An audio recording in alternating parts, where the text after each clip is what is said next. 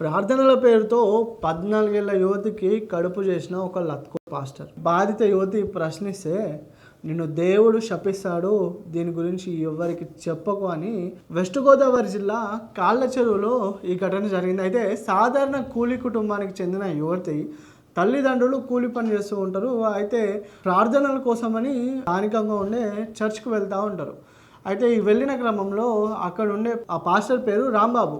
బాధిత యువతికి కొంచెం దగ్గర అవుతూ బాధిత యువతితో మాట్లాడుతూ ప్రార్థనల పేరుతో తనపై లైంగికంగా అత్యాచారానికి పాల్పడ్డాడు. ఈ పాల్పడిన క్రమంలో బాధిత యువతి ప్రశ్నించగా బయట ఈ విషయం ఎవరికైనా చెప్తే దేవుడు నిన్ను శపిస్తాడని బెదిరించిన పాస్టర్ రాంబాబు. యువతి తన నెలసరి గడువు రాకపోవడంతో పాస్టర్ని ఆశ్రయించింది.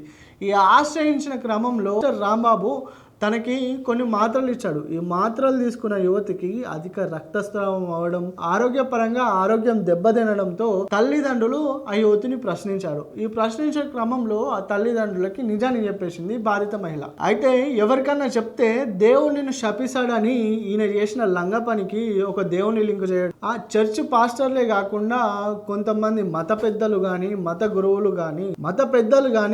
గురువులు కానీ కొన్ని సందర్భాల్లో కొంతమంది మహిళపై లైంగిక దాడి చేస్తున్నారు, లైంగికంగా అత్యాచారాన్ని చేస్తున్నారు.